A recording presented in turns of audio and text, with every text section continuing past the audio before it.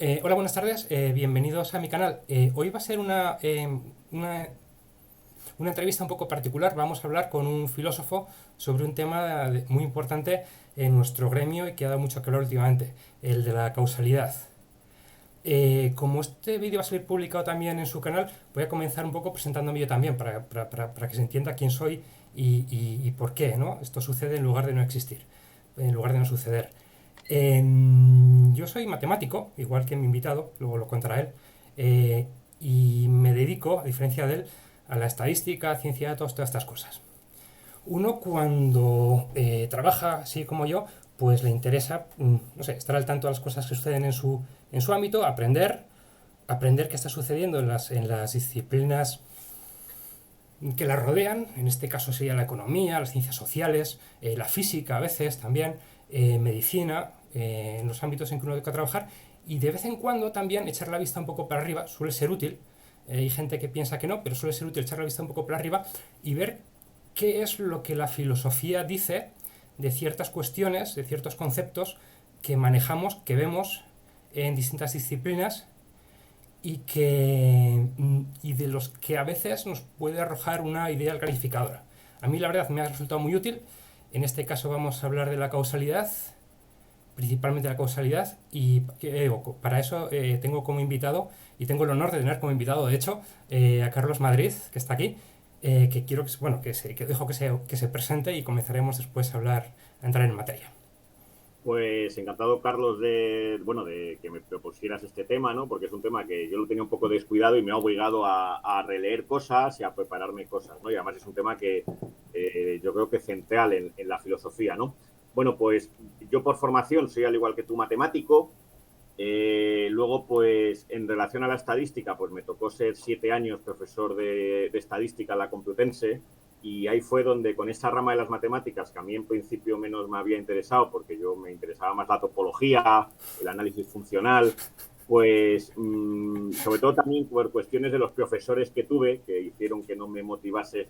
Cuando la tuve yo que enseñar, tuve que decir, bueno, a ver de qué va esto y me voy a intentar enterar bien de cómo se han creado estos métodos y para qué funcionan. Y de ahí, bueno, pues surge, ¿verdad?, que me interesó muchísimo los temas de la estadística, pero un poco llevándomelos al terreno en el que yo, pues a cuestiones de investigación, me dedico, que es el de la filosofía de la ciencia y cuestiones también que entroncan con la filosofía de la estadística. Y, y bueno, yo por eso, por la formación, pues tengo ahí un poco la del matemático de formación, pero que bueno, que luego en cuestiones me dedico más a cuestiones de filosofía de la ciencia, aunque en la vida cotidiana soy profesor de matemáticas. Ah, sí, no, no sabía eso. Sí. Vale, O vale, sea, yo vale. soy profesor de matemáticas de bachillerato. Vaya. No sabía. Vale, te he leído cosas por ahí, pero vamos, no había investigado así Mm. a decir este señor dónde se gana la vida. Pero vamos, bueno, y bueno, la verdad es que tiene una serie de preguntas aquí un poco Mm. dispersas o de cuestiones que quería plantear que tienen que ver, porque claro, una de las primeras cosas que uno se da cuenta cuando habla de causalidad es como, y volviendo otra vez al asunto de los conceptos, ¿no? Eso lo Sí. explica la Escuela de Filosofía de Oviedo, lo explica muy bien. Cómo en distintas disciplinas se manejan conceptos, tienen el mismo nombre y más o menos se parecen entre sí, pero realmente en la práctica son cosas muy distintas, ¿no? Y los filósofos tratan de clarificarlas y pulirlas y entender qué son y cómo funcionan en las distintas disciplinas. Una de las primeras cosas que uno se da cuenta cuando habla de causalidad es el distinto impacto, importancia y presencia que tienen en distintas disciplinas. El asunto de la causalidad. Empecemos por decir que en matemáticas tiene cero presencia. Mm. No hay causalidad, ¿no? Eso por dejarlo claro. El teorema de Pitágoras no es la causa de que el cateto, Sí. o sea, la hipotenusa mida no sé cuánto, ¿no? En función de los catetos. Es otra cuestión distinta. En estadística en sí, en estadística exenta, vamos a llamarla exenta, realmente tampoco. Uno se tropieza con el concepto de causalidad cuando ya va a ciencias aplicadas.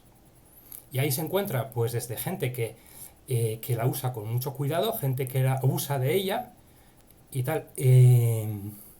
Podemos volver a eso después si quieres, pero unas primeras cuando he estado mirando desde el punto de vista filosófico el asunto de la causalidad me he dado cuenta de que los filósofos son muy rigurosos en distinguir causalidad propiamente dicha de explicación en general o de razón en algunos casos, ¿no? Eh, eh, Cosa que en la práctica no suele hacerse. Se llama causa a casi cualquier cosa. Y particularmente también aquellas respuestas a la pregunta ¿por qué? De alguna manera se ha vinculado mucho la causalidad a la pregunta ¿por qué? ¿No? Y no sé si... Bueno, realmente una de las cosas que me di cuenta al leer sobre filosofía del asunto es que en las traducciones modernas, es una cosa que no sabía, de Aristóteles, las famosas 4 causas que estudiamos en bachillerato ya no las consideran causas, sino que las traducen como explicaciones, ¿no? Como diciendo, esto no son causas, no vamos a abusar de la palabra causa. O sea, han llegado a cuestionar el uso de la causalidad incluso a un nivel que salpica hasta el temario de bachillerato. Que suele ser, lo que hay en bachillerato suele ser inamovible, ¿no? Porque ahí solo entran cosas ya totalmente destiladas y sabidas, ¿no? Y asentadas. ¿Podrías un poco Sí. explicarnos sobre este asunto? Porque... Pues vamos, claro, el principio sería lo que se me ocurre es por dónde viene la idea de causa, ¿no? Causa viene de cosa, etimológicamente, ¿no? Y tiene que ver pues con un sentido casi de operatorio, ¿no? Cuando uno se pregunta por las causas es como comentabas, ¿no? Cuando se está preguntando el por qué pasa algo, ¿no? ¿Por qué cuando tengo un sistema mecánico y hago algo, pues sucede determinada cuestión y no otra, ¿no? Entonces, la causalidad en principio tiene que ver con eso, ¿no? Lo que sucede es que es verdad que durante buena parte de la tradición filosófica domina prácticamente hasta finales de la Edad Media la teoría de las 4 causas de Aristóteles. Lo que sucede es que a partir de la revolución científica, pues de las 4 causas desaparecen 3, desaparece lo que es la causa material, desaparece la causa formal y desaparece la causa final, y la ciencia se queda únicamente con la causa eficiente, ¿no? El problema es que, claro, la causa eficiente, aunque esto es una cuestión un poco casi hasta teológica, el fundamento de la causa eficiente, el que estaba detrás haciendo que cuando pasase A, pasa B, era, por así decir, Dios Padre. Y el problema es que cuando uno empieza a quitar la figura de Dios, llega Hume, que efectivamente retira la hipótesis de Dios, y lo que dice es que entre A y B lo que hay es únicamente una conjunción. Quiero decir que no hay una verdadera conexión necesaria, que era como se había visto hasta el momento, sino que lo que hay es, o diríamos ahora, una correlación entre A y B. Y es verdad que desde ese momento, aunque hay autores que defienden una concepción fuerte de la causalidad, en filosofía prácticamente desde Hume pues está la visión de Karl Pearson, el padre de la estadística, que es prácticamente junto con los trabajos de Galton y de Edgeworth es el que acuña el coeficiente de correlación y que era tremendamente reacio a hablar de causas. En su libro de filosofía, La gramática de la ciencia, él dice que las leyes científicas no son leyes causales, sino que no son más que como resúmenes de ordenados de hechos, ¿no? Y claro, ahí está recogiendo Pearson toda la corriente positivista que consideraba las causas metafísicas, ¿no? Y esto llega pues hasta los positivistas, ¿no? Y hasta Bertrand Russell. De hecho, los positivistas pues lo que hacían era más que hablar de causas, hablar de explicaciones. Pero yo creo que a partir de la segunda mitad del siglo XX, entre los propios filósofos ha habido un renacimiento del interés por la causalidad y que yo creo que no ha sido ajeno a ciertos desarrollos científicos, como en particular, pues por ejemplo, en estadística, ¿no?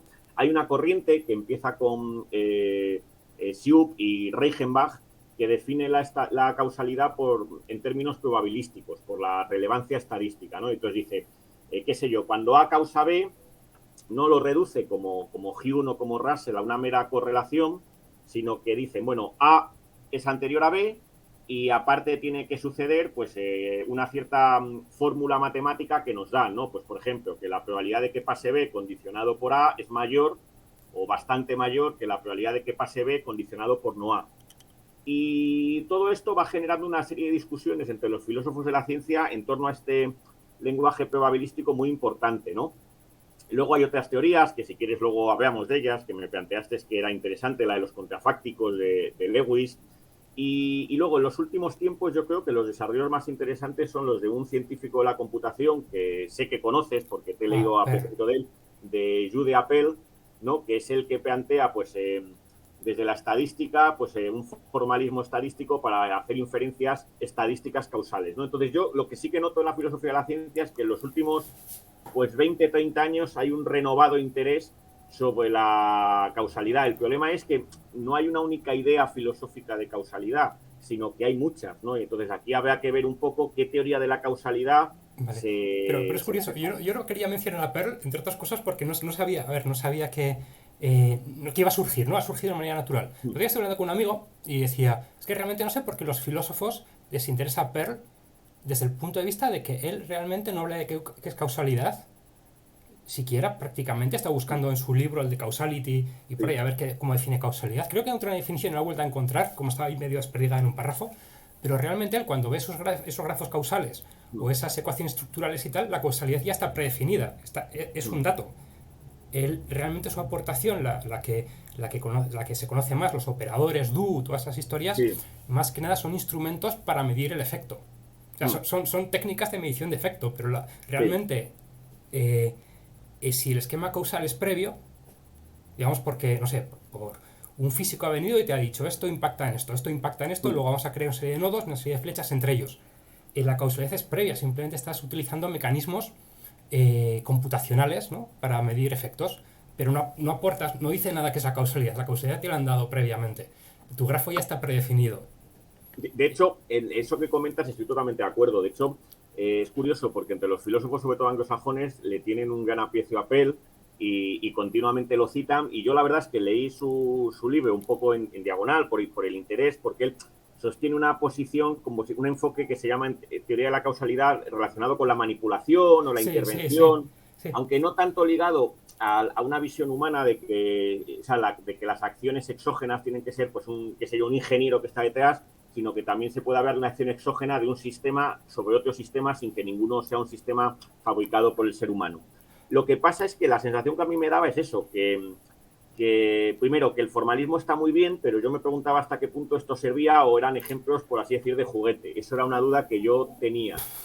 Y luego, la otra cuestión que a mí me planteaba es que en el fondo es lo que dices tú, que sí, que está dándole como un sombreado estadístico de fórmulas a la idea de causalidad, pero la idea de causalidad ya la está pues suponiendo. Es un presupuesto absoluto. Y luego, luego, por ejemplo, él defiende como que tiene la causalidad, hay que complementarla pues como una especie como de mecanismo y tal.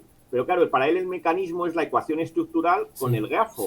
Sí. Y claro, ahí es donde ahí veo el problema, no hay mecanismo. ¿no? Es decir, eso viene uno, lo trae de casa, lo trae. O sea, quiero decir, a ver, te voy a contar una cosa que me contó hace mucho y es una tontería, pero es muy reveladora de muchas cosas que, por ejemplo, de aquí, ¿no?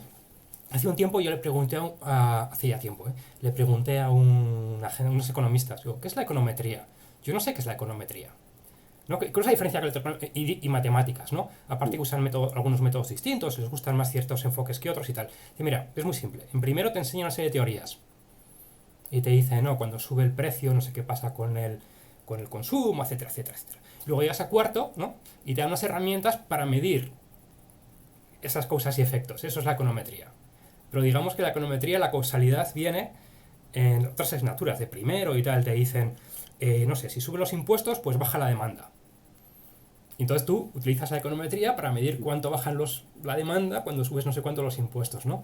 Es un poco parecido a lo que pasa con Pearl. Realmente Pearl es como el económetra.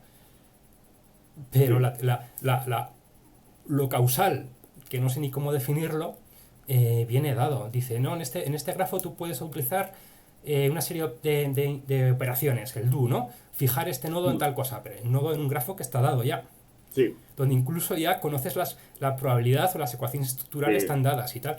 Y dices, bueno, eso no tiene mucha gracia. Aunque realmente, que decías tú si se usa o no se usa, hay cierto movimiento. La verdad es que hay cierto movimiento de gente que al menos se plantea ese tipo de cuestiones.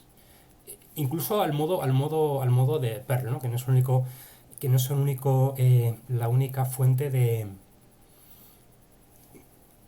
interés de la probabilidad de la causalidad en ciencia. Es todavía más fuerte la que tiene por la vía de la econometría y de la economía, con los premios Nobel que han dado esta gente hace un par de años, no sé ni cómo se llaman, la verdad, pero la gente que inventó, bueno, que no sé realmente cuál fue la aportación, no quiero equivocarme, pero el método de las diferencias en diferencias y también muchas cosas contracausales y tienen mucho trabajo en esa dirección. No sé exactamente, no sé ni los nombres, o sea, los reconozco, pero no me los sé de memoria. Y tampoco sé exactamente qué decir que hicieron ellos y qué es previo. Pero ha entrado mucho por ahí. Está todo el mundo haciendo diferencias en diferencias. en todas partes, creando modelos bueno, que eso se han usado muchísimo previamente también, sin tener que referirse a ellos, los contrafácticos, que ahora me di cuenta de que existe contrafáctico y no contrafactual, yo siempre diciendo contrafactual. Pero sí, no, realmente me sorprendió el predicamento que tiene Pearl en el mundo de la filosofía, porque yo no lo veo.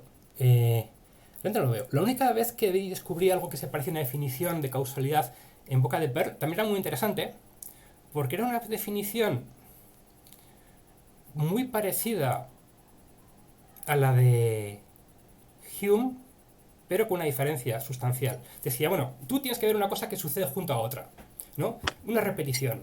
Pero eso lo tienes que observar en muchos contextos distintos. Sí, dice en el tiempo y en el espacio, como que se Y en otros vaya... lugares, y no sé, Sí. el fuego quema, pero el fuego de madera de olmo también la de encina, ¿sabes? Y tienes que verlo con muchos contextos, Sí, ¿no? Que es un poco curioso porque, claro, cuando tú hablas de, por ejemplo, en ciencia de replicabilidad y tal, hemos replicado el experimento, y dices, es que no ha salido lo mismo. No es que has cambiado las condiciones iniciales. Es que en lugar de hacerlo con estudiantes lo has hecho con, no sé, el experimento lo has hecho con camareros. Es que sí, ha cambiado. Dice, no, no, es que entonces no hay causalidad. Si esta relación solo se da en mi laboratorio con estos sujetos experimentales y tal, sí. lo que tienes es un, no sé cómo llamarlo, pero no tienes causalidad en el sentido que plantea aquí Pearl, ¿no? Una cosa que se repite incluso, incluso no sé, cambiando condiciones iniciales, un montón de aspectos, de circunstancias alrededor de donde se produce el experimento. Yo sí, si quieres, para ver un poco el contraste con lo de Per, planteo un poco cómo veo yo la idea de la Sí, sí, causalidad, sí, que es por favor. la... Y así vemos, veo un poco lo que yo le veo a Per que no, que me parecía a mí, claro, él cuando él te plantea el hecho y te plantea la necesidad, él viene a decir de un mecanismo, claro, pero él por mecanismo lo que entiende es la ecuación estructural con el grafo, claro, y eso es algo pues ya formal, ¿no? No es algo que es una fórmula, quiero decir, y la causalidad yo el debate que le veo, el problema que ha tenido, sobre todo en la filosofía anglosajona, es que es un debate, ha sido un debate prácticamente de fórmulas teóricas, donde han discutido con muchísimas definiciones estadísticas, el concepto de relevancia estadística, pero la causalidad, yo creo que si uno opta por esa vía como una vía teórica, probabilista, pues sí, es muy interesante, pero la causalidad tiene un componente, por así decir, material, que desborda ese campo de las fórmulas matemáticas, ¿no? Y entonces eso es un poco, yo creo, lo que la teoría que plantea Gustavo Bueno y el materialismo filosófico. ¿No? Bueno lo que hace es reivindicar la causa material de Aristóteles. ¿No? Él lo que dice es que ha estado eclipsada la causa material durante prácticamente pues 500 años, desde, pongamos, Hume, y entonces es necesario recuperarla, ¿no? Y entonces, la mayor parte de doctrinas de la causalidad han sido binarias, ¿no? Cuando A causa B, pues se entiende pues, que la relación es una relación entre dos términos, ¿no? Y bueno, lo que plantea es que la relación de causalidad es una relación entre tres términos, ¿no? Donde tiene que haber, pues hay un efecto, que es B, un determinante causal, que es A, pero también está H, esa H que él llama por ilé, materia en griego, y que sería lo que él llama el esquema material de identidad o que va ligado a una armadura material, ¿no? Pongo un ejemplo, ¿no? De lo que quiero decir, ¿no? Lo que Bueno está señalando es que para que haya verdaderamente causalidad es necesario que haya una armadura material que conecta, y cuando digo por conecta lo digo en un sentido corpóreo, es decir, por contacto, A con B, es decir, que la bola de billar choque literalmente con la otra, o que, por ejemplo, en el ejemplo clásico de que fumar provoca cáncer, ¿no? No basta para establecer la causalidad encontrar, pues como hicieron los epidemiólogos británicos, que hay una mayor incidencia del cáncer de pulmón entre las personas que fuman, ¿no? Lo que es necesario para inferir la causalidad es encontrar el mecanismo, y esta es la clave. Y el mecanismo es, pues en el caso pues que el humo del tabaco contiene ciertas sustancias que acaban afectando al pulmón y generando pues un tumor, ¿no? Entonces, ese mecanismo por contacto donde se va argumentando el razonamiento físico-químico es, yo creo, lo que hace, lo que señala Bueno, ¿no? La causa material es esa, ¿no? Que hay que dar el mecanismo en cada caso, ¿no? Y claro, esto ya inmediatamente hace que la relación de causalidad, pues que muchas veces se quiere ver en todo, pues prácticamente no esté tan claro donde se ve. Bueno, Por poner un ejemplo, ¿no? Pongo un ejemplo y ya sí. te permito. ¿No? Habitualmente, desde la revolución científica con Newton se dice, es que, qué sé yo, la causa del movimiento de la Tierra es el Sol, ¿no? Con la gravedad. Pero claro, el problema era que Newton apelaba a la gravedad, pero no sabía cuál era la armadura material, el esquema material que estaba detrás, porque claro, él suponía que la gravedad actuaba a distancia. Y este es el gran problema, es decir, que si hay causalidad tiene que ser por contacto. Y hay que decir qué es lo que está contactando entre A y entre B, ¿no? Que cuál es el... Que luego ya, pues, con las reformulaciones posteriores, pues se puede decir el mecanismo. Entonces yo creo que lo que hace bueno es llamar la atención de los componentes, no solo, por así decir, nosiológicos, sino también ontológicos materiales que hay que determinar en la causalidad. Sí, sí, sí, no, a ver, la parte, o sea, hay dos cosas que decir que quiero decir sobre eso, lo que decir hay muchas, ¿no? La primera es eso, la importancia de la parte, no solo una cuestión, no sé, semántica, ¿no? Esto tiene influencia sobre aquello, lo que sea, cosas que podemos opinar, sino encontrar un mecanismo, encontrar el mecanismo. La parte de encontrar el mecanismo, al que quiero volver. Pero había una cuestión que cuando yo leía a Gustavo Bueno, igual lo leí mal, igual lo leí condicionado por lo que yo sé. Me pareció que ese esquema de identidad que estabas comentando y que escribió Sí. por estas partes parecía el contrafactual. Porque él lo dice en algún ejemplo. Dice, tienes un móvil que se está moviendo, ¿no? Rectilíneamente. Entonces, pues, o sea, inercialmente. Ese es el esquema de identidad. El esquema de identidad es que sigue esa trayectoria. Y luego sobre ese esquema de identidad actúa una causa y una fuerza y hace que se gire. Pero realmente yo interpretaba o quería interpretar mucho y por eso también dije, esto es muy interesante desde el punto de vista de la causalidad, que ya está postulando este elemento que viene a ser un esquema de identidad, un contracausal, ¿no? Igual me estoy equivocando y no estoy O interpretando... sea, el análisis, o sea, yo creo que el ejemplo que das lo voy a reformular. O sea, efectivamente, bueno, pone ese análisis, en el sentido de que el esquema material, pero fíjate, él dice esquema material de identidad, con lo cual no puede ser ni mucho menos mental, quiero decir, No es e posible. inmediatamente él dice que el esquema material de identidad, que él llama H por lo de Ilé, tiene que tener una armadura material. Entonces, el ejemplo que él pone es el ejemplo, pues, de la mecánica newtoniana, ¿no? Donde el esquema material de identidad es el movimiento inercial. Y entonces, por la acción de una aceleración, de una fuerza, de la gravedad, se produce el desvío. Entonces, ahí lo que está haciendo la causa es romper el movimiento inercial. Pero el movimiento inercial no en el sentido qué sé yo, de la línea recta, por así decir, mental, sino que él lo está planteando en el sentido del movimiento efectivo que ha llevado, qué sé yo, el planeta o el móvil hasta que ha sido desviado, ¿no? Quiero decir que habría que verlo como una trayectoria real. A mí me gusta más el ejemplo que en algún momento pone también él de las bolas de billar, ¿no? Que es el ejemplo clásico de Hume, ¿no? Si la bola de billar A va hacia la bola de billar B, cuando impacta, mueve a B, ¿no? Entonces, ¿cuál era el esquema material de identidad ahí? Pues era el reposo que tenía la bola de billar B con respecto a la mesa de billar, ¿no? Bien. Quiero decir, porque ahí lo que está ahí actuando es la mesa de billar, que es lo que permite precisamente que se dé el choque de A y B. Claro, Vale, pero si dices que el reposo es el esquema de identidad, lo que estás diciendo es contrafactual. Si hubiera habido otra bola que le impacta, veríamos eso. Veríamos reposo de la bola B.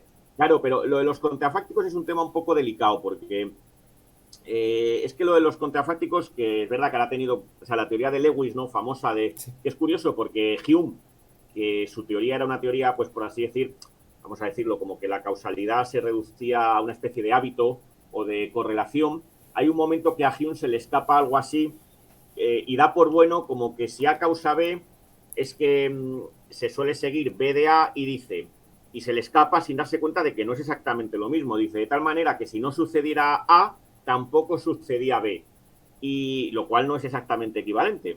Claro, el problema de los contrafácticos es que en filosofía es como definir la semántica de esos contrafácticos. Entonces, la teoría esta de Lewis es la de los mundos posibles.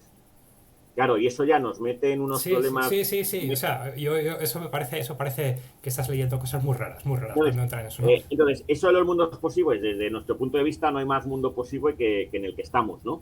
Entonces, la única forma de ver los contrafácticos no metafísicos, imaginándose que hay un mundo paralelo donde no se ha dado A, sería pues por la reiteración de los movimientos. Quiero decir, lanzo la bola de billar A sobre B unas veces da, otras veces no da, y entonces el contrafáctico es el otro lanzamiento que tengo en la mente porque el primero no ha sucedido. Vale, bien, pero por ejemplo, en el caso del móvil en línea recta, es bastante natural pensar, no sé, habría que ser muy escéptico para decir, no sé qué va a pasar si no aplico una fuerza, ¿no? Hombre, a ver, el problema también es que lo del movimiento inercial, pensar que el movimiento inercial continúa indefinidamente, Bueno, pues al menos un ratico más, al menos 10 segundos más o 5 segundos más, tampoco sí. indefinidamente, ¿no? Tampoco es algo que nos horripilen y pensemos que Dios, Mm. que, no sé, que estás inventando cosas muy raras, ¿no? Claro, pues que esto enlazaba mucho, de nuevo, pues con cosas que hacemos nosotros en estadística típicamente, ¿no? Nosotros podemos hacer contrafactuales todo el tiempo. O sea, por ejemplo, unos proyectos que tuve hace poco, pues calcular la temperatura de un transformador eléctrico en Mm. función de la temperatura externa y la carga de trabajo y tal. Y ahí tengo un montón de contrafácticos. Yo puedo decir, Sí. ¿qué hubiera pasado este día si en lugar de estar al 100% estuviese al 50%? Y es una cosa muy natural de hacer, muy sencilla. Cojo mi ecuación, mi fórmula, meto los datos, en lugar de 100% de carga pongo 50 y tengo mi contrafáctico. Claro, pero el problema es que ahí estás pues, suponiendo la fórmula, claro, quiero decir Bueno, no, y que... la calculo a partir de datos, pero en cierto. Y bueno, y funciona bastante bien, Claro, funcionaría pero bastante bien. imagínate un contrafáctico en un hecho histórico. ¿Qué sentido tiene? Vale, porque ese es otro mundo un poco distinto. Es un Claro, poco es mundo que ahí, distinto. Se ahí ya... especula, es literatura pura, ¿no? Pero yo, por ejemplo, lo que dice Perla en algún momento, dice: Mm. yo soy un ingeniero, veo un diagrama de unos circuitos eléctricos y yo soy capaz de saber qué va a pasar si en este punto entra una corriente. Sé que vas a encender un LED allá lejos, Mm. porque veo un cable y tal. Yo soy capaz de especular qué va a pasar, aunque materialmente no haya tocado eso, porque veo que está conectado un punto con el otro, ¿no? Claro, pero lo sabe porque en su formación ha hecho experimentos análogos. Quiero decir, lo que Vale. quiero decir es que ese no es como que estamos experimentando con un mundo paralelo, sino que lo que Por estamos más supuesto, no es un bien... mundo paralelo, no es un mundo paralelo. Yo no pretendo que es un mundo paralelo. No, lo que quiero Yo decirte solo es que digo, más yo solo bien digo, el contrafáctico se basa en experiencias pasadas que ha tenido el ingeniero. sí, sí, por supuesto, por supuesto. Quiero decir que las está proyectando, quiero decir, pero que siempre está proyectando como si dijéramos a partir de lo que sabe. Quiero decir, por eso te ponía el ejemplo histórico, porque el ejemplo No. histórico, Sí, ahí ya sí que ya no puedes experimentar nada. sí, Claro. es mucho más peleagudo y no quiero entrar en eso en absoluto. Hablo de cosas un poco más llevaderas, ¿no? O sea, un poco más de andar por casa. Y de hecho, por ejemplo, si haces modelos actualmente, ¿no? Muchos modelos que se utilizan en banca para conceder créditos o incluso, voy a prender la luz para a ver cómo se ve, o incluso para, no sé, conceder la renta básica universal y cosas así, ¿no? Sí, Se exige, ¿no? Que se puede empezar a exigir que el afectado o el beneficiario pueda solicitar, ¿no? Preguntar la causa. ¿Por qué usted me la denegó?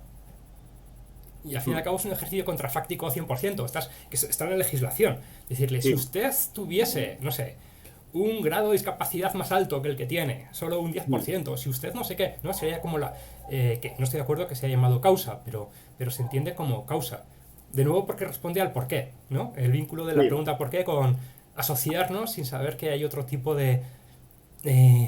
O sea, que no solo son causas las respuestas a la pregunta por qué, hay otro tipo de Claro, contestaciones. que pueden ser razones. De hecho, en el ejemplo este que das, podría ser la razón, quiero Sí, decir, sí, sí, porque es seguramente efectivamente, es efectivamente. el funcionario tiene pues una serie de normas que lo que hace es pasar por ese mallazo a una serie de individuos y los va clasificando. Sí. Entonces, claro, lo que le está diciendo es, si usted hubiera sido, en vez de el individuo X y usted hubiera acabado pues en esta otra clase, no En esa otra en... clase, sí. Pero Sí. en ese caso es totalmente real. Quiero decir, cuando la ley es un modelo, Hmm. es ley positiva. Quiero decir que si usted hubiera sido así, Sí, el contrafáctico es real y si quiere hay que probar nada. Usted habría caído en este otro grupo y usted habría recibido o no la ayuda, ¿no? Ahí hay contrafáctico, no sé, un modelo que en este caso sería prácticamente real. Quiero decir que no es una cosa que aprende a la experiencia ni nada, simplemente usted ha caído en esta categoría. hmm. O sea, yo el tema de los contrafácticos, en el caso, los casos que planteas, yo creo que tienen que ver sobre todo con que lo que se está determinando es la relación del caso que desconocemos con casos análogos, que es los que nos han permitido juzgar en situaciones parecidas.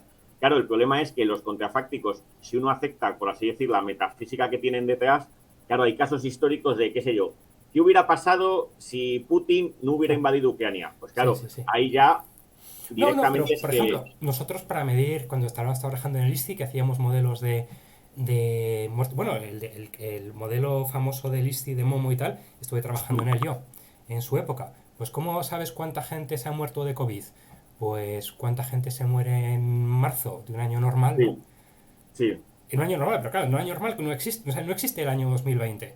Tienes que hacerlo, sí, construirlo sintéticamente porque hay sí, una tendencia creciente y tal, y dices, bueno, tienes que sí. crear un contrafactual sintético, que es lo que hacemos siempre, para ver que esto, incluso previamente, ese modelo se había usado para medir el efecto de las olas de calor, Sí. donde ni siquiera está muy claro cuál es el contrafactual.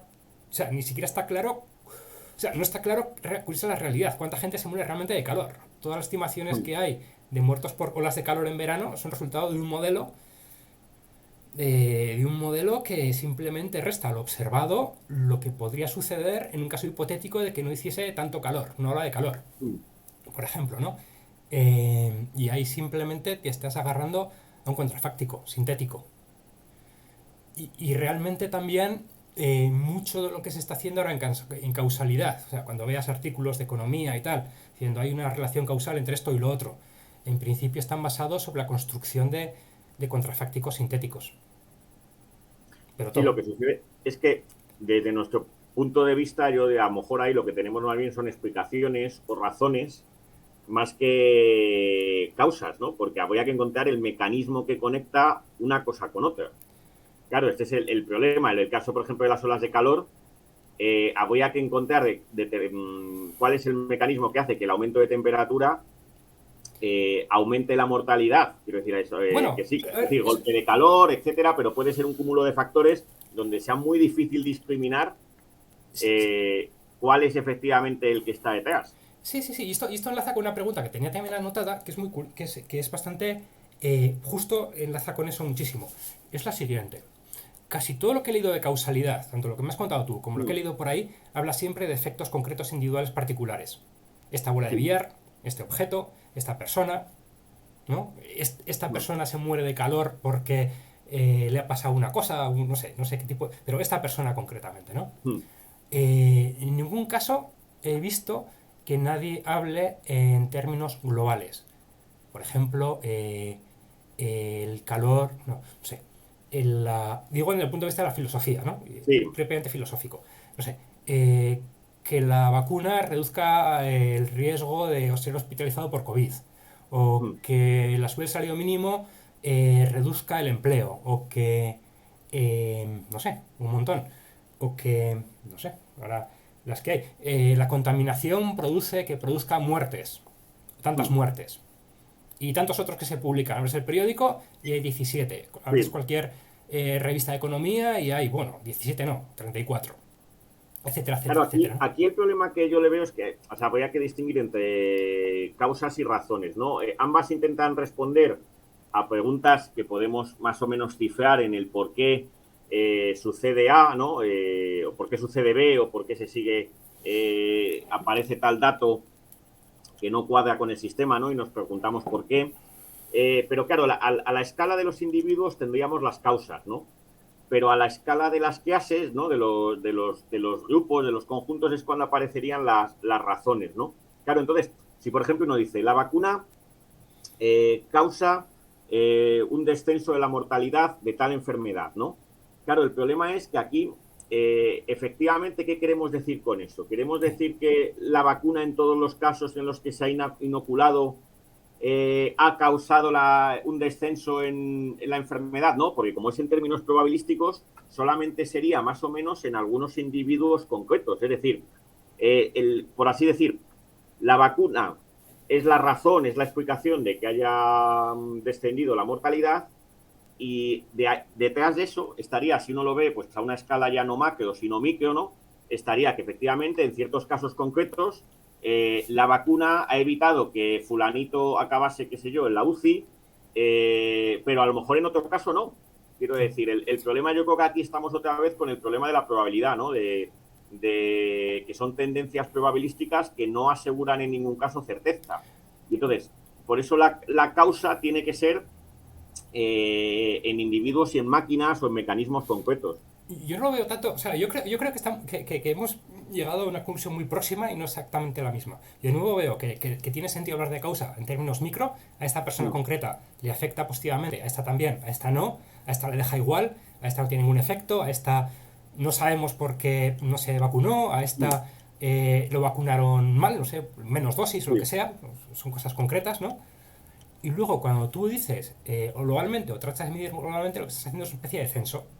Es un censo. Es contar casos que sí, casos que no. Y la diferencia. Lo cual nos dice cosas acerca de la vacuna propiamente, ¿no? Sí, Que es mejor o peor. Puedes comprar una con otra haciendo eso. sí. Pero también nos habla mucho de la población en la cual haces el censo. Bueno, aparte de tus mecanismos para hacer el censo, ¿no? De los errores de medida que has cometido o si has hecho un muestreo y tal. Aparte de eso, nos está hablando mucho de la población. Ese mismo estudio lo haces en una población más vieja y te daría otro resultado distinto que si lo haces en una población más joven.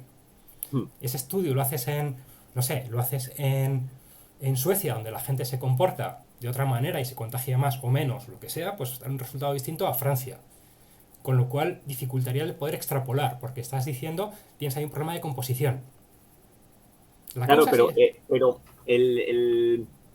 sea, yo, para hablar de causalidad, Sí. o sea, de nuevo, yo, o sea, desde el punto de vista de la teoría del materialismo filosófico, habría que decir la armadura material, es decir, la explicación mecanísmica, es decir, la vacuna genera estos anticuerpos de tal manera, es decir, que si no hay esa, Sí, esa, sí, pero esa explicación aunque la haya, imagínate que la hay, ¿no? por Los contacto, genera y tal. sí, pero si no la hay, no se puede hablar de causa. Eso es lo que quiero decir, que no valdría únicamente un razonamiento meramente estadístico. Es decir, porque entonces, es decir, hay que dar el mecanismo, es decir, efectivamente, la vacuna genera estos anticuerpos, genera tal protección, etcétera, etcétera. Vale, vamos a hablar un caso más concreto que igual se ve hasta mejor. Acabo de publicar, bueno, he colaborado, soy coautor de un artículo que evalúa el impacto de el impuesto a las bebidas azucaradas en Cataluña. Impacto simplemente en el precio de las bebidas azucaradas, en consumo, penetración, o sea, cuánto se consume y cuánto no, ¿no? Sí, Bueno, hemos medido y hemos visto que sí, que tiene cierto impacto. No me acuerdo ni cuánto, o sea, que se ha reducido el consumo y tal, ¿vale? A nivel global, que es una especie de encuesta. Yo lo que veo es lo que visualizo, y muchas veces la gente se olvida de cuando habla de este. Porque es un artículo realmente causal. La palabra causalidad aparece un montón de veces. Y no sé si en el título, pero en estos artículos que hablan del mismo tema, es causal, aparece causal ahí, ¿no? sí. Impacto causal. Y de hecho usamos una herramienta de Google que se llama Causal Impact. O sea, para medir el impacto causal directamente. Yo lo que veo es, pues, como imagino, gente yendo al supermercado en Cataluña, viendo los precios de la Coca-Cola después de la subida de precios y diciendo, ¿la compro o no la compro? ¿No?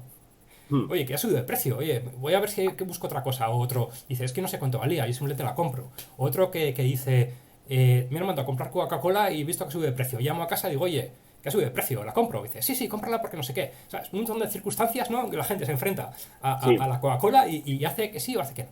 Entonces, realmente, en cada caso hay una causa que hace que la gente la coja o no la coja. No sabemos ni cuál es. El impacto puede ser, o sea, el- la armadura, esa material que comentas, puede ser distinta en cada caso y nos da igual también. A nivel global, cuando yo calculo ese impacto, lo que estoy midiendo, bueno, digo que puede ser cualquiera, pero es real, ¿no? Hay una razón Sí. real para que, o sea, pero es distinta. Lo que estoy contando alrededor simplemente es una especie de censo de situaciones en las cuales se opta por comprar Coca-Cola y situaciones en que se opta por no comprarla, simplemente. Yo no sé ni cuáles son, pueden ser muy heterogéneas, depende mucho de casos y casos, pero tampoco puedo hablar de causalidad propiamente. Porque uno pensaría que si ese impuesto lo traslado tal cual a otro sitio va a funcionar igual. Y la experiencia nos dice que va a ser distinto. Incluso puede funcionar en dirección contraria, ¿no? Basta con que la proporción de los que compran más y menos se altere un poquito, porque son distintas Sí. edades, porque son menos, igual tienen más renta y son menos, les impacta menos el precio. Realmente estás haciendo un censo, estás simplemente contando, no al lugar a decir que a nivel macro A causa B. Claro, yo ahí diría en el ejemplo que me pones que o sea, si los datos estadísticos arrojan que son una explicación estadística, ¿no? de por qué ha descendido el consumo de bebidas No, pero azucaradas es que en Cataluña. ni siquiera es una explicación, porque Pero, explicar sería explicar.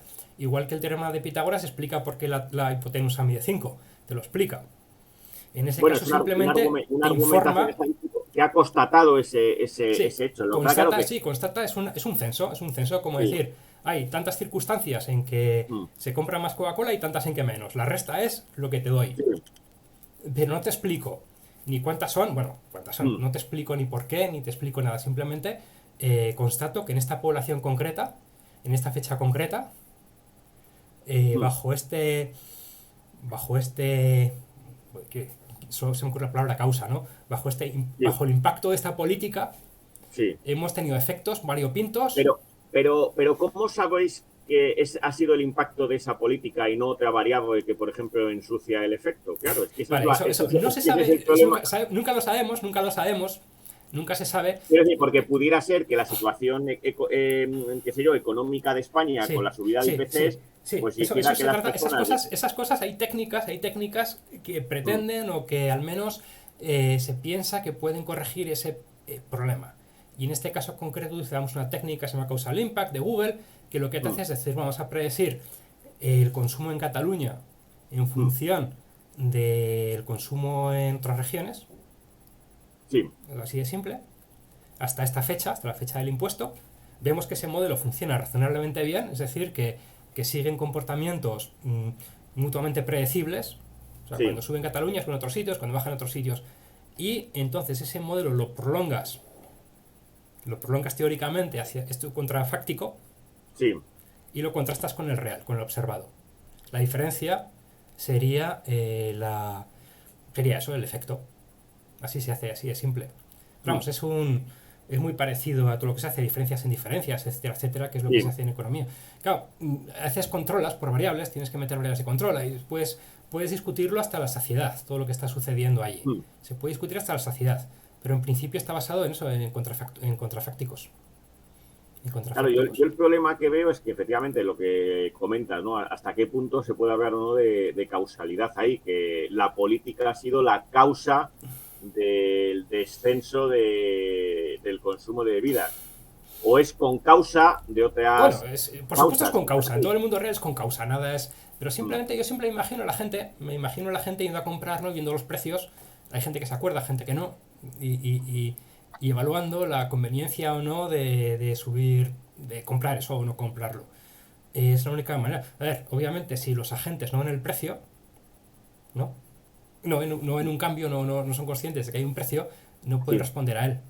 A mí es que me sucede con esto, creo que, o sea, cuando hablamos de causalidad, una de las preguntas que planteabas era la diferente extensión en diferentes ciencias. Claro, Sí. entonces hay ciencias, que sé yo, como donde donde pueda haber experimentos y manipulación, yo creo que se puede hablar de causalidad en un sentido fuerte, pero en otras ciencias, y sobre todo ya cuando nos vamos, qué sé yo, a cuestiones que tienen que ver, qué sé yo, pues desde las ciencias sociales o la psicología, hay que cogerla, cuando se habla Sí. de causalidad, hay que coger con muchas comillas lo que se hace, ¿no? Yo, por ejemplo, un caso que conozco bien es el del cambio climático, ¿no? Cómo hacen la atribución causal, ¿no? Y entonces, qué sé yo, la evolución de una variable climática como la temperatura, se realiza una regresión multivariable en función de una serie de variables, algunas son, pues qué sé yo, los gases de efecto invernadero, otra la actividad solar, otra las erupciones volcánicas, ¿no? Y cuando el coeficiente de regresión, el intervalo de confianza del mismo, pues está por encima de 0 y contiene al 1, se dice que se ha encontrado la causa del... Claro, pero el problema es que ese razonamiento estadístico o se complementa con el mecanismo y se explica cómo actúa, qué sé yo, los gases de efecto invernadero, en el incremento de temperatura o los otros componentes, o es muy complicado, ¿no? Y aparte que se está presuponiendo incluso que el modelo es lineal. O que incluso se conocen todas las variables que afectan a la temperatura. Quiero decir, la verdad es que me genera a mí, desde la doctrina de la causalidad del materialismo filosófico, creo que hay que tener hay mucho cuidado con el uso que se hace del término causa, ¿no? Sí, sí, sí, sí, no, Por no, por ejemplo, en supuesto. el caso del cambio climático, cuando hay un mecanismo fundamental de la evolución que es los aerosoles y prácticamente no se conoce muy bien cómo es su mecanismo, pues hablar de que se conoce la atribución causal, pues la verdad es que sí, tenemos unas evidencias estadísticas muy importantes, que no hay ni mucho menos que despreciarlas, pero es verdad que de ahí a pensar que tenemos una atribución causal, como por ejemplo la que se pueda establecer, qué sé yo, en física de partículas, cuando uno puede, qué sé yo, lanzar el protón o una fuente de protones una y otra vez y replicar el experimento, pues es que es muy diferente. Es decir, aquí yo diría, la importancia también de la armadura material va ligada a la importancia del experimento, de manipular las cosas mismas, ¿no?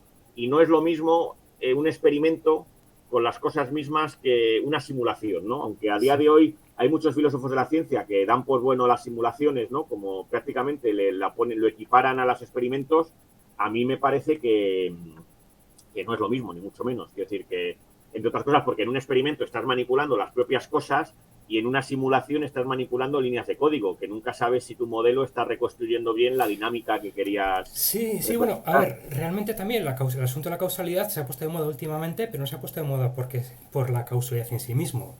Hilando un poco más fino, se ha puesto de moda porque se han desarrollado y han tenido cierto éxito mecanismos para obtener resultados, si quieres decirlo, pseudocausales con datos observacionales.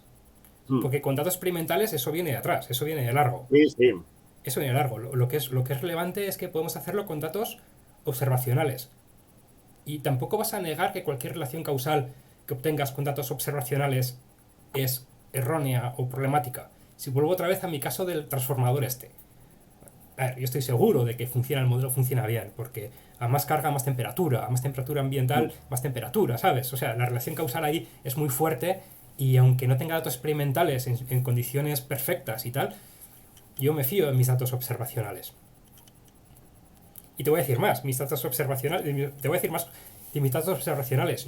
Había un día, una fecha concreta, que mi modelo daba una temperatura muy por encima de la real. Y yo dije, aquí pasa algo. O sea, o mis datos están mal o pasa algo. Y se me ocurrió ver dónde estaba físicamente ese transformador. Estaba en Uruguay. Ver si había llovido ese día. Mirando las estaciones meteorológicas de cerca. Y había llovido. Y yo no sabía si había llovido o no. Sí, mis datos. Entonces yo digo, hasta tal punto es explicativo este modelo que puedo incluso detectar variables que faltan en él. O sea, estoy muy contento. Pero ese modelo tuyo ya se basa en cierto conocimiento ingenieril. Quiero decir, estás usando, es decir, una fórmula que ha sido. Sí, sabes que. Pero también el caso. Estoy haciendo un poco aquí de abogado del diablo. Mi escepticismo es cuando se realizan explicaciones, pero no se tiene ningún tipo de conocimiento del mecanismo. Es decir, un ingeniero podría explicarte por qué las variables que tú independientes se relacionan con el dependiente en tu modelo. Podría decir, mira, es que, qué sé yo, si hace tal condición atmosférica, la transmisión va a ser de tal manera y eso va a suponer que la temperatura va a aumentar. Y podría explicar ese mecanismo, pero hay en otros casos en los que, digo que no. Y creo que es muy interesante esto de lo de tratar de explicar mecanismos, ¿no? Por ejemplo, hay otro te voy a contar un caso muy concreto en el que esto sucede y además... Porque el ejemplo típico, hay un modelo que funciona muy bien para predecir el aumento de la temperatura global, que seguro conoces, que es el número de piratas que hay en el mundo. Sí. Claro, entonces, pues es que efectivamente, ¿sabes? Sería un modelo estupendo, pero es que no hay ninguna conexión, no hay ningún mecanismo que conecte una cosa con otra, ¿no? Creo que por eso es la importancia de la H, ¿no? De la armadura. Hay un caso que yo siempre doy vueltas y es lo mismo. Es la subida del salario mínimo. Están viendo si eso incrementa el empleo o no. Entonces, si uno baja realmente a la materia, digo, yo me imagino un tipo que quiere contratar a alguien y porque suba el salario mínimo va a contratar a más gente. No se me ocurre ninguna circunstancia concreta, ¿no? En que alguien diga, voy a contratar a 10 personas por salario mínimo. Como sube el salario mínimo, en lugar de 10 voy a contratar 11. No se me ocurre ningún ejemplo concreto, como tú dices, ¿no? Situación, coyuntura en la cual eso suceda de esa manera, al menos a corto plazo. Y sí que es cierto también que he visto por ahí algún economista que ha publicado, claro, porque supongo que ellos, aunque realmente no desciendan a nivel micro, les interesa también crear contextos, justificaciones, ¿no? Que justifiquen que a lo mejor el salario mínimo puede incrementar el empleo.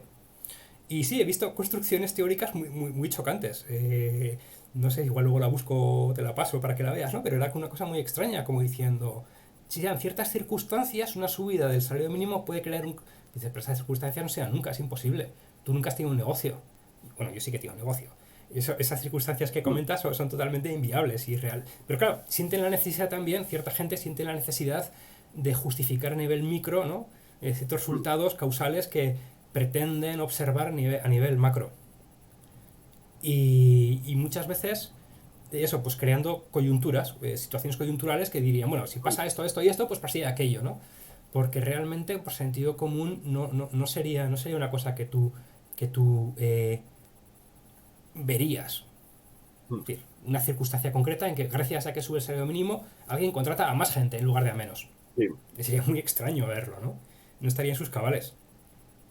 Y luego también, o sea, con respecto o sea, al encontrar el mecanismo, claro, aquí fíjate, la forma de buscarlo es como ponernos en la posición de un pequeño empresario, cómo razonaría o ¿Mm? acudir a estadísticas, tal, pero claro, el problema es que esto pues no es la física o no es la farmacología donde uno puede efectivamente trastear Sí, sí, con las cosas no puedes mismas. hacerlo, pero también es cierto que si solo te vas a dedicar a hacer experimentos, estaría, no podría, o sea, si cada vez tienes que hacer un experimento para cualquier cosa y no puedes usar datos observacionales, entonces estaría súper ralentizado. De hecho, ya No, digo, no, no, sí, o sea, lo que yo quiero decir es que o sea, mi posición es que ciencias en sentido fuerte sí. son bastante menos de lo que habitualmente se da Ah, sí, sí, sí, sí, sí, sí, sí, sí, por por buenos. supuesto. Quiero decir que prácticamente se cuentan con los dedos de una mano. Sí, sí, Lo que sí. sucede es que en otras ciencias, efectivamente, tenemos una herramienta muy buena, pero claro, la estadística no es la panacea. Quiero decir, no es la pócima milagrosa que convierte en científico cualquier cosa. Ya, no, por supuesto, por Mm, supuesto. Y sí, las discusiones que tengo yo por Twitter con gente que, sobre todo con la chavalada que les das una cosa que se llama difference in difference, o sea, el D&D, ¿no? Las diferencias en mm, diferencias, y con eso encuentran causalidad por todas partes. O sea, una de las últimas que vi fue un tipo que descubrió causalidad de A sobre B, mm. no voy a decir ni que es A y sobre B, no voy a decir ni que es A ni B, encontró usando las mismas técnicas en dos países distintos, lo que pasa es que en direcciones opuestas. A causa B y A no causa B, causa lo contrario de B.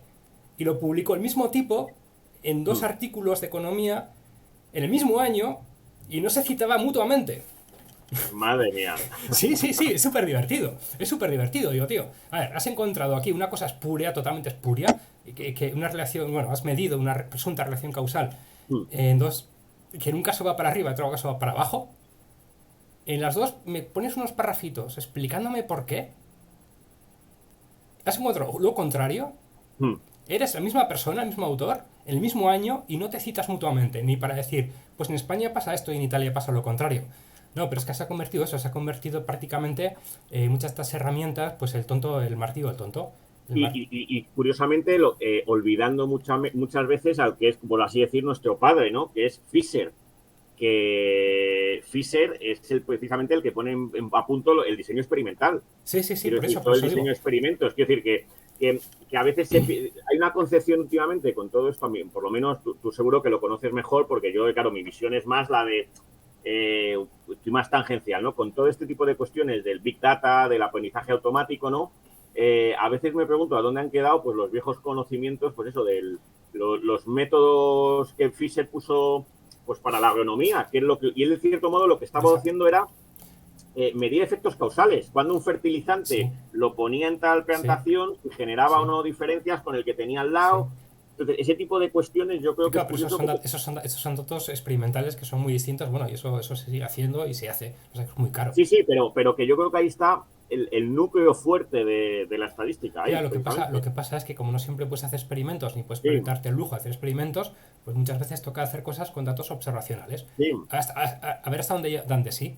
Y Claro, a lo que pasa veces es dan de que sí y a veces es puro el, ruido. el problema de los datos observacionales, yo, por ejemplo, en cuestiones que sí que tengo del cambio climático, es curioso cómo los datos del siglo XX, por ejemplo, Sí. de evolución de temperatura, precipitación, pues hacen una especie de ejercicio de doble contabilidad que es muy curioso, porque los usan tanto para tunear el modelo, ¿no? Para ajustarlo, como para luego confirmarlo. Y dices, pero bueno, pero ¿cómo podéis hacer estos mismos, o sea, usar los mismos datos para poner a punto los parámetros del modelo? Sí, el Y ajuste. luego el modelo deciden si es bueno o no, evaluándolo con la Sí, serie histórica de esos mismos datos. esos mismos datos. Entonces, claro, al final nunca sabes si el modelo que, por ejemplo, refleja la evolución de la temperatura global lo está haciendo bien porque efectivamente ha reconstruido bien la dinámica climática, o porque los parámetros están ajustados de tal manera que ocultan los errores estructurales. Sí, bueno, eso es muy típico. Yo siempre, a veces lo tengo escrito por muchos sitios. El resultado de un análisis estadístico, o sea, el resultado, es el modelo. Hmm. Si tú creas un modelo, por ejemplo, del impacto del alcohol en la salud, y ese modelo no tiene término independiente, o no tiene una posibilidad, tiene un umbral cero, pasa por Hmm. cero y dices que el alcohol es malo es la primera gota. Pero eso no es un resultado. No es un resultado. Sí, Tú fuerzas a tu línea a ir por el cero, pues va por el cero, sí, ¿sabes? O sea, tiene una sí. pendiente. Claro, interpola entre el abstemio y el borracho y te dice la primera Hmm. gota de alcohol tiene un efecto. Dice, bueno, bueno, Hmm. hay modelos que tienen un umbral, ¿no? O sea, Sí. hasta cierto nivel, el impacto es cero, Hmm. luego crece. Porque es cierto que el cuerpo tiene cierta tolerancia a cualquier tipo de tóxico, o Hmm. prácticamente a cualquier tipo de tóxico, ¿no? No hace prácticamente ningún efecto. Entonces, pues eso, el resultado es el modelo. Cuando te dicen, no, es que el alcohol tiene efectos negativos en la primera gota, no estás predicando nada del alcohol, ni estás predicando nada sobre otra cosa distinta que tu modelo. Hmm. Ya está. Vamos, pero eso lo puedes discutir, bueno, cuando sabes un poquito. Cuando a la gente le cuentas eso, pues dice, bueno, pues lo acepto, será así, ¿no? Sí, claro, al final y luego, por ejemplo, pues eso, en cuestiones de psicología o de ciencias biomédicas, pues a veces hay un abuso de este Sí, tipo de cuestiones, y sobre todo, por ejemplo, en cuestiones, siempre me sorprende en los test estadísticos, ¿no? Que sobre todo en ciencias sociales, la potencia del test, que ya sé que es muy difícil calcularla, es el gran olvidado. Quiero decir, no se le da muchas veces la importancia que tiene. Quiero decir, se hace mucho hincapié en el error de tipo 1 o se sí. hace mucho hincapié en el p-valor, pero la potencia del test. Ahora están cambiando un poquito las cosas. En ese sentido están cambiando las cosas en ese mundo. Al menos se está empezando a criticar más y hay mucho más. Ha habido tantos problemas de replicabilidad y tal que la gente está prestando más atención. Pero ahora que mencionas eso, hay otro asunto que creo que no te lo comenté, y eso, fíjate, es casi el motivo por el cual me quedé enganchado un poco en la filosofía de Gustavo Bueno, fue por el asunto de la Simploqué. O sea, simplemente vi una pequeña nota Sí, sobre eso y dije, esto es súper interesante. Y además lo relaciono mucho con la estadística, ¿no? sí, Directamente. El concepto de la Simploqué, en el cual dice, bueno, no todo está relacionado con todo, pues no podríamos tener ciencia, tampoco es que nada esté desvinculado de todo, ¿no? sí, Simplemente lo que tú tienes cuando estudias un fenómeno, pues está relacionado con esa serie de cosas, pero hay un corte, puedes cortar y decir, y ya está, y puedes estudiarlo porque es un mundo al menos manejable, accesible y tal. Yo lo relacioné precisamente a través, bueno, el modelo lineal. Tienes un modelo lineal y dices, yo estoy estudiando la variable y en función de x1, x2, x3 y ya está. Y el resto de las variables que existen en el mundo van a mi epsilon, a mi error. Tampoco es un cambio, un corte así como sí, diciendo a lo binario, sí. sino. Y el resto de las cosas están en epsilon. Y epsilon es pequeño, manejable, suficiente como para poder decir algo sobre y. Y dices, vale, estupendo. Y claro, después he descubierto que hay áreas del conocimiento enteras donde no rige la simploqué. De hecho, hay un filósofo que es bueno, filósofo, es psicólogo metido en filosofía de la ciencia, Paul Mill, y que acuñado este concepto del cruz factor, que lo llama así cruz factor, y es que tiene un montón de variables que han recogido de tipo psicológico, pero miles de varias personas, y todas tienen correlación con todas. O sea, no encuentras ninguna manera de descorrelacionar aquello. Sí. Tienen mucha más relación, todo está relacionado con todo. Es una violación del libro del principio de la simploqué. Y todo eso también explica, por ejemplo, pues eso, en ciertas áreas de la psicología, pues no tienes replicabilidad. Es, Claro, es yo ahí el problema lo analizaría de la siguiente manera, ¿no?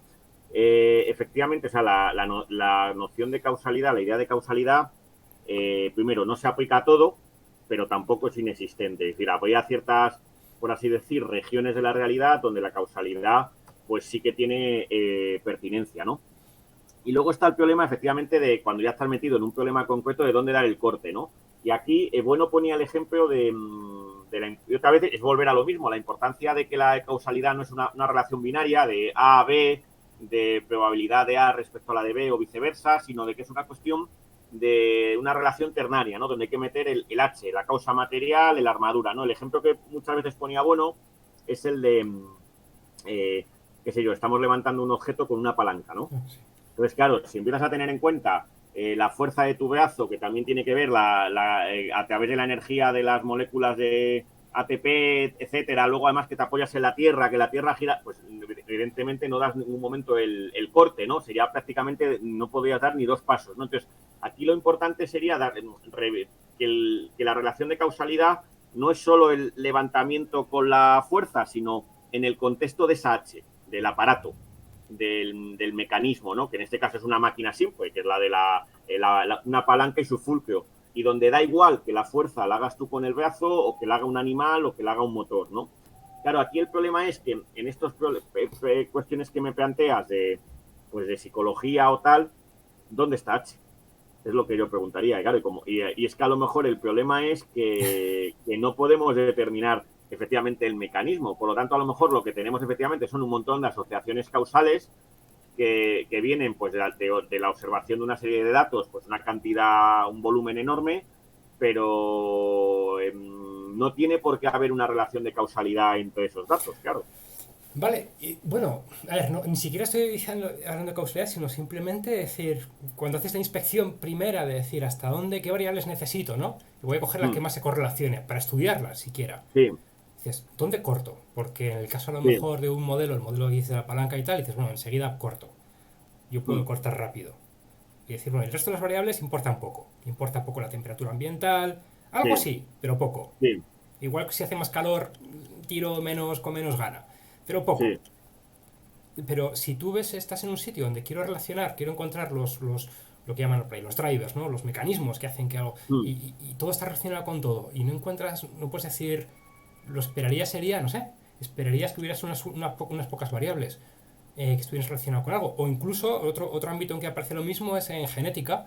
Cuando yo estudié genética, o empecé a estudiar cosas de genética computacional hace años, la promesa era que a lo mejor pues para detectar una enfermedad pues verías que hay 4 o 5 genes que están ahí operando sobre ella y que los detectarías rápido. Dirías, cogerías una célula sana o unas células sanas, las compararías con las enfermas y dirías, estos 5 genes son los causantes de o los relacionados con este tipo de leucemia.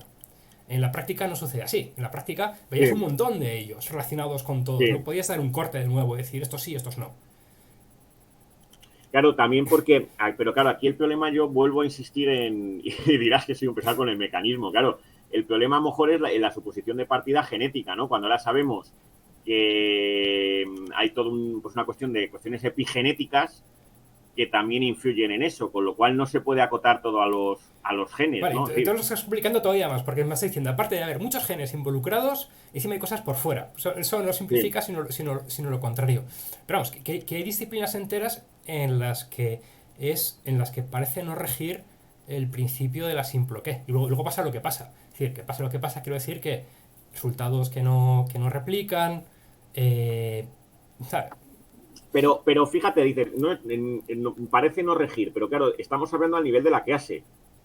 Si cogemos un individuo concreto, ahí ya la simploqué empieza a poder funcionar, quiero decir, porque ahí ya sí que vamos a tener, qué sé yo, un individuo que tiene, qué sé yo, pues que o tiene o no tiene la determinada enfermedad, ¿no? O tiene o no tiene esos componentes genéticos, ¿no?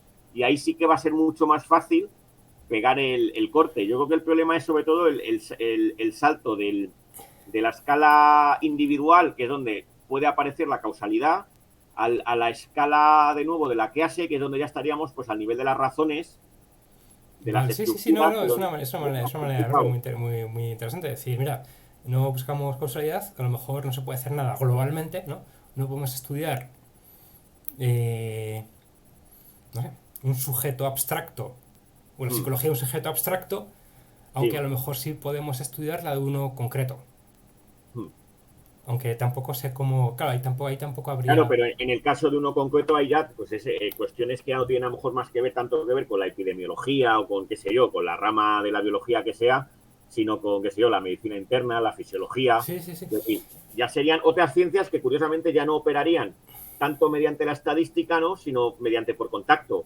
Qué sé yo, le hago una radiografía, le hago una ecografía, le hago un análisis de sangre, es decir, ya los procedimientos, las metodologías serían totalmente otras. Serían curiosamente metodologías que se parecen de nuevo más a las experimentales.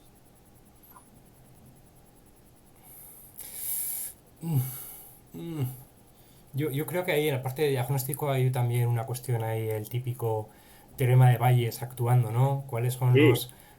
las causas probables de estos efectos observados y tal? Mm, Y basado en recuentos, en cifras, mm. en cuestiones previas. Y claro, y luego yo creo que el problema real es que también luego en cada individuo hay una pluralidad de causas, de líneas causales que se están ahí entrecruzando y donde es muy difícil, como efectivamente es muy difícil pegar el corte, pero también porque como que hay muchísimas líneas causales que están por ahí cruzando.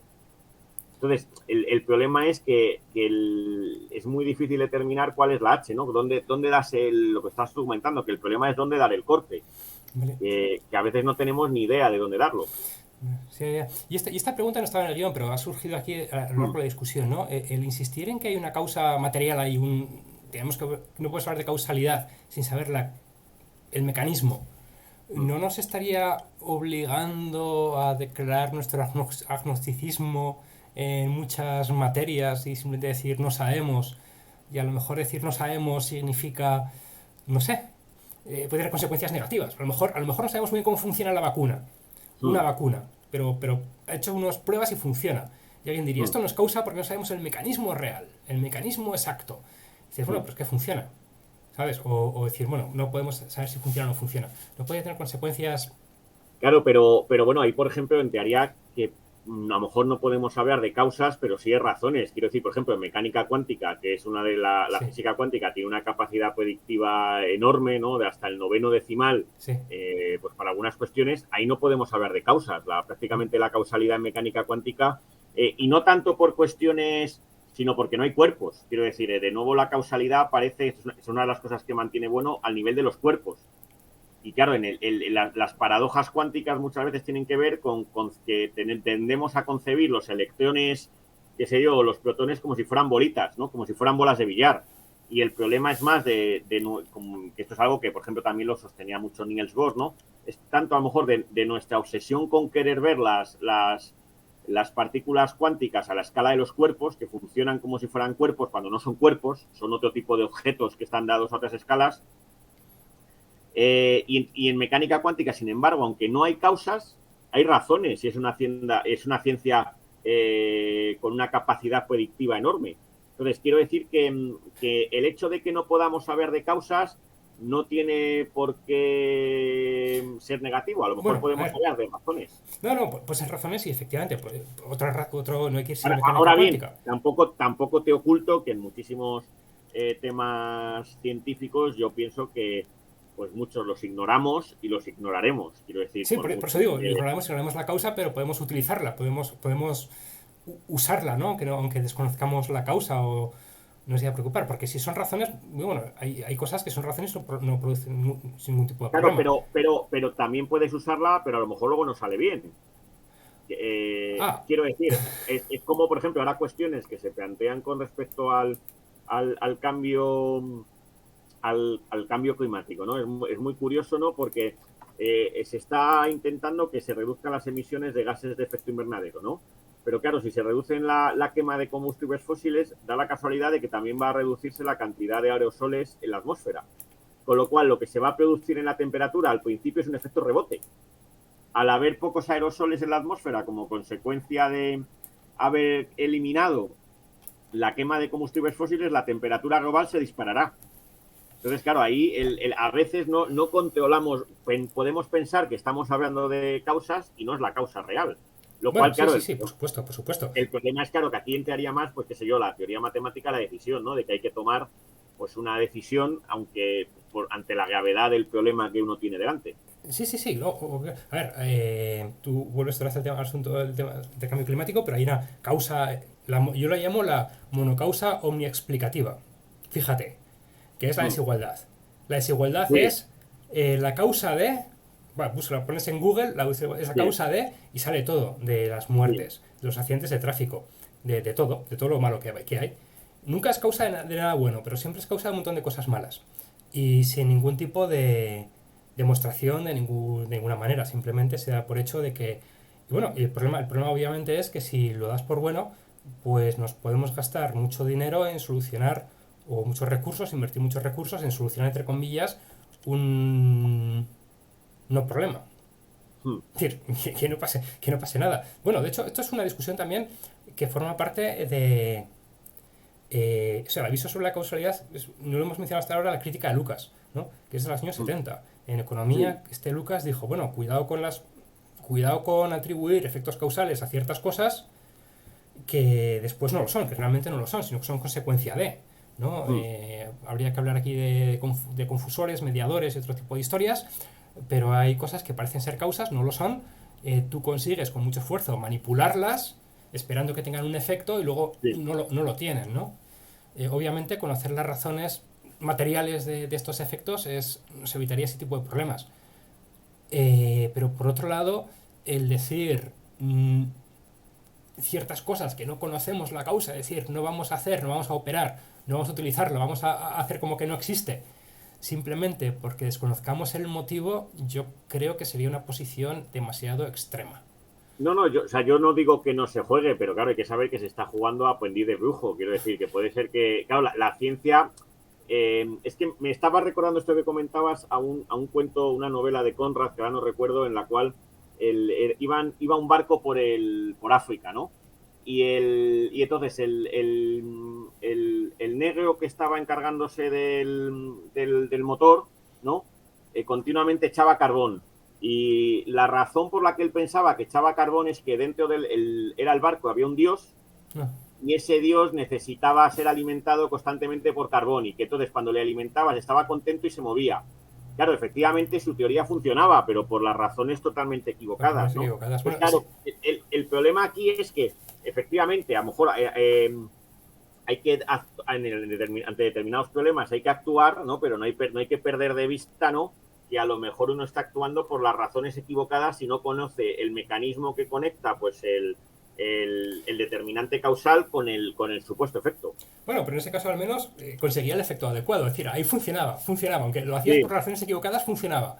Mm. Está bueno, es la versión distinta, la otra versión de este problema es el del, ¿cómo era? ¿Cómo se llama? El culto del cargo, el cargo cult de Feynman. Ah, En la isla claro. aquella donde cuando estaban los Sí, americanos allí, pues hacía un tipo así con unas banderas, aparecía un sí, avión lleno de comida. sí. Entonces fueron los americanos, Es verdad. iban los indígenas a hacer así a la pista Sí. de aterrizaje y aquel avión nunca aparecía, nunca aparecía. Mm. El curvo cult este, Claro, entonces cargo ahí cult. se ve y estas dos situaciones pueden pasar Sí, ante sí, sí, y determinados pasan problemas constantemente, económicos pasan y tal. constantemente. O sea, nosotros, Claro, por todo ejemplo, dependerá de la gravedad del problema económico que haya que atacar. sí, pero a ver, pasa a muchos niveles. Yo cuando Mm. empecé a trabajar en esto de la ciencia de datos y tal, pues había, dice, vamos a hacer cosas de marketing, todos hacemos marketing, ¿no? En algún Mm. momento. Y dice, bueno, ¿y quiénes son los clientes más rentables? Los que tienen muchos productos. Pues todos vamos a hacer que todos los clientes tengan muchos productos, en bancos, en aseguradoras y Mm. tal. ¿Por qué se te bombardean y te dicen, ¿por qué no? Porque se han dado cuenta de que los clientes que tienen más de 4 productos son los más rentables, lo cual es una Sí. perogrullada. Entonces dicen, bueno, pues si con todo el mundo tiene más de 4 productos, pues todo el mundo será muy rentable. Entonces te dan la tarjeta, no sé qué, ¿sabes? Mm. Pero, entre otras cosas, por esa especie que luego no se da. O sea, que lo que quiero decir es que que tenía 4 productos era porque necesitaba esos 4 productos, los usaba. Cuando a ti te dan no sé cuánto por adquirir un producto nuevo, luego tú no lo usas. La rentabilidad Sí. de ese producto adicional que te dan a ti, que no lo necesitas para nada, es pequeña o nula, ¿no? Mm. Te dan la tarjeta que no usas, te dan no sé, productos que no, que, o al menos te los ofrecen en el tiempo. Y es de nuevo, pues tocar las teclas equivocadas. O sea, pensar que ciertas correlaciones realmente son causas. Eso se da Sí. en muchos niveles, en demasiados niveles. Y sí, de hecho, sí, conocer los mecanismos causales sería bueno, muchas veces no se puede. Hay un tipo, no sé cómo se llamaba, lo tenía que revisado porque sospechaba que iba a salir. Este es un médico inglés que puso las nueve indicios de causalidad. Publicó una vez. Es médico, ¿no? Desde el punto de vista de la medicina. Mm, Hacía cosas como, por ejemplo, pues, no sé, pues que haya proximidad física, que claro. haya plausibilidad médica o Mm, científica, no es plausibilidad, que a más A más B, ¿no? Que si incrementas el tamaño de la causa, pues incrementa el tamaño del efecto. Era sí, nueve que no garantizan tampoco causalidad, pero bueno, al menos son criterios sí. que filtran un poco lo que sobra. Mm. Eh, pues no sé si tienes alguna... Ay, sí, una última tengo por aquí. Venga, Una última. esa última. La nada como causa. Ah, pues esto es curioso que, claro, y mira, casi con esto volvemos al principio, ¿no? Como en las películas estas que salen y Sí, vuelven al final, al principio, ¿no? Claro, la relación de causalidad binaria, ¿no? Como A causa B, es curiosamente esa relación binaria la que tiene que ver con la creación, ¿no? Con, qué sé yo, con Dios Padre creando el mundo, ¿no? Pero claro, en el momento en el cual, tal y como entendemos nosotros la causalidad, la entiende Gustavo Bueno, desde el materialismo filosófico, y metes la H, o sea que ahí tiene que haber una causa material detrás, ¿no? Pues esa idea de la creación desde la nada no tiene sentido porque no hay H. O sea, no hay un sustrato material en el cual, a través del cual A ejerce en B, ¿no? Quiero decir, en el caso de la bola de billar A que impactaba con la B, ese sustrato material pues era la mesa de billar, ¿no? En el caso de, qué sé yo, de la persona que levanta con una palanca un objeto, esa H que intervenía en medio era precisamente la máquina simple, que es la palanca y su fulcro. Pero claro, en el caso este, la única opción, es curioso porque este ejemplo lo puso Bueno delante de René Thom, el matemático y sí, lo cuento, lo he visto que lo topólogo contó en un sitio, contó, pero francés. cuenta, desarrolla. Y claro, René Thom le contestó a bueno, que H podría ser la nada. Pero claro, la nada precisamente es la negación de la materia, ¿no? Porque sobre qué se está ejerciendo A ejerce efecto en B. No tiene sentido. Quiero decir, no hay ¿Vale? cómo estaría apareciendo una creación, pues ex nihilo, desde que no No, tiene ningún a ver, por sentido. ejemplo, ahora pongo lo que quiero decir, por ejemplo, más concreto, mucho más concreto.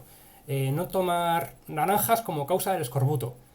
Pero lo que es la causa no son las naranjas, es no tomar naranjas, es la nada, es una omisión. Ya, O... pero ahí la omisión estaría actuando con un sustrato material. Quiero decir ¿cómo decirlo? Que es la ausencia de una determinada vitamina.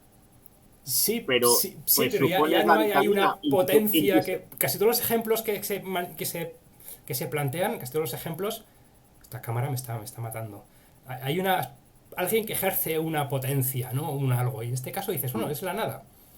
La nada, partimos de la nada. Simplemente no sucede nada, alguien simplemente no toma naranjas y tiene una enfermedad.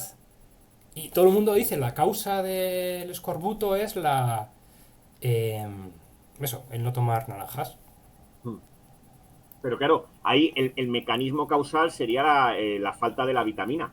Quiero decir, la H tendría Sí, que ver, o sea, el esquema material de identidad tendría que ser, pues, lo que se ha roto es, por ejemplo, el nivel de esa vitamina en el... Se parece un poco el ejemplo que pones, que por cierto es muy bonito, al del movimiento, ¿no? Con la acción de un campo gravitatorio que desvía el objeto, ¿no? En este caso, la acción es no comer naranjas y lo que se está rompiendo es el nivel de esa vitamina en el cuerpo humano, pero claro, tiene que haber ese nivel antes. vale, vale. Y otro ejemplo que también se usa la causalidad. Dices, no estudio, o sea, no apruebo el examen porque no he estudiado. Realmente tampoco está sucediendo nada previamente. Y la gente sí que habla, igual es una cuestión simplemente semántica, pues decir que es una razón, ¿no? Pero sería preocupante, bueno, sería preocupante. El problema empieza cuando dices, bueno, voy a crear Claro, una pero variable. el ejemplo ahí, fíjate, yo es que Lo vería más bien al revés, que la relación originaria es que si estudio, Sí. Claro, sí, ahí eh, sí, ahí sí. Entonces la negación, o sea, la omisión de claro, una claro, acción es una causa de algo. sí, yo lo retraduciría al revés, ¿no? O sea, en el ejemplo de la vitamina, Sí, el o sea, ejemplo de la vitamina sería, si como no la dejas me quedo como estoy. claro, aquí en el ejemplo sería pues que si no estudias, podríamos decir, claro, pero aquí el problema se complica porque hay que definir algo así como un nivel de conocimientos. Bueno, nuestros pedagogos dirían Bueno, que vale, es pero sí, pero lo he puesto, nuestros lo he pedagogos puesto para les encanta, entendernos. Lo dirían, podemos concretar todo lo que queramos, pero para dirían las entendernos, competencias, ¿no? Entonces, claro, si tú no estudias, tu nivel de competencias va bajando, ahí se está rompiendo el esquema de identidad. bueno, no, igual tienes buena, igual lo que haces es repasar Por todos los cierto, días lo que esto que sabes, estás, pero no pasar de hoja. esto que estás mencionando es curioso porque hay uno de los últimos filósofos, yo creo que es norteamericano, que se interesó mucho por la causalidad, es Wesley Salmon. Se preocupó, era el neopositivista prácticamente, ¿no? De los que se preocupaba mucho por la explicación más que por la causalidad, y la segunda parte de su vida dijo, pero bueno, pegó un giro total y se empezó a preocupar mucho por la causalidad. Y es muy interesante porque él también plantea que la causalidad no es una relación binaria, sino ternaria. Él no lo plantea tanto con el esquema material de identidad, con la armadura material H, sino que él dice que A causa B si hay un proceso que conecta A con B y en el cual se produce una transmisión de una cantidad conservada. Energía, información, etcétera, etcétera. Claro, lo que le han llovido las críticas, le criticaron mucho porque, claro, su teoría, que a mí me parece interesante, parece muy sacada de la física, ¿no? Con eso de la cantidad conservada. En biología no se explican tanto por cantidades conservadas, sino por mecanismos farmacológicos o del tipo que sean, ¿no?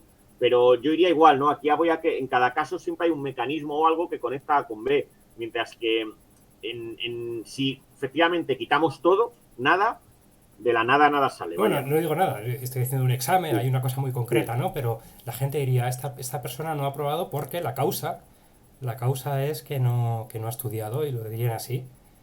Y eso tenía consecuencias, ¿no? Consecuencias, te sí, castigarían. Pues tu sí. padre te dejaría sin postre por no estudiar y cosas así, ¿no? Como realmente como que ha habido una causa realmente. Eh, no sé si, bueno, terminamos, lo dejamos aquí, porque me has dicho que tenías cosa que hacer ahora Sí, yo o... ahora ya tengo que hacer alguna cosilla, es a las 8:30. Vale, no, lo estaba atento al reloj. Sí. Vale, pues Y nada, pues bueno, yo creo que hemos barrido sí, hemos prácticamente tocado todo muchas el fin cosas, de la semana. verdad. Ha ido, no sé, creo que está tocado todo lo que tenía aquí planteado. Sí, yo, o sea, tengo aquí delante tu correo y prácticamente sí, o sea, yo, así, pues lo que se me ocurriría decir para cerrar es, pues eso, ¿no? Que es curioso cómo, pues, incluso, pues, los científicos, sean del campo que sean, ¿no? En el manejo de sus conceptos científicos, pues al final, si manejan la noción de causalidad, pues antes o después chocan un poco con las cuestiones estas filosóficas, ¿no? Sí, sí, por supuesto. Y al final es incluso hasta inevitable, sobre todo en ciertos campos como los que mencionabas, la economía, las ciencias sociales, la política, pues plantearte, pues eso, las diferentes teorías que hay filosóficas de la causalidad. Porque claro, tiene mucho que ver con lo que uno luego puede esperar o no del modelo. Sí, sí, sí. Bueno, pues muchas gracias y bueno, pues no sé cómo se cierra esto. Ha sido un honor, un placer muy grande tenerte por aquí. Igualmente, ha A ver sido un cuándo placer saco también. esto y a ver, no sé, a ver qué dice la gente de este vídeo. La verdad es que causa bastantes, he hablado con bastantes personas y querían todos ver.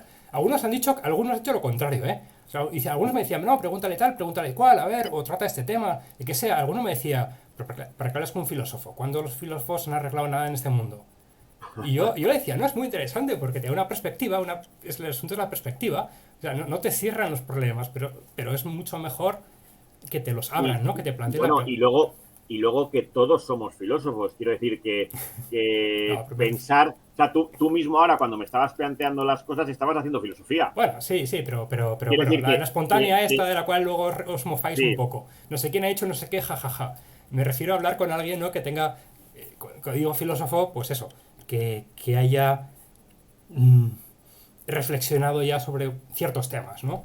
pero Filósofo no espontáneo, sino la filosofía de segundo grado que habla sí, Gustavo Bueno. lo que pasa es que esa filosofía de segundo grado y eso es al final lo que a lo mejor nos separa, yo creo, de otras escuelas que hay pues en España o tal, es que siempre nosotros hay que partir de saberes de primer grado. Quiero decir que para poder hacer filosofía necesitas conocer, yo siempre recuerdo cuando conocí a Bueno, yo estaba un poco así apenado porque yo dije, yo es que estudio matemáticas y me dijo, pues lo mejor que puedo hacer. Bueno, en las clases lo primero que hacía, era conocido que era muy hueso, era explicarles lógica y derivadas y tal en filosofía, porque tenían que saber un poco de cómo funciona el mundo, pues para poder entender algo de filosofía. Y claro, y al final te das cuenta de que es básico. Quiero decir que...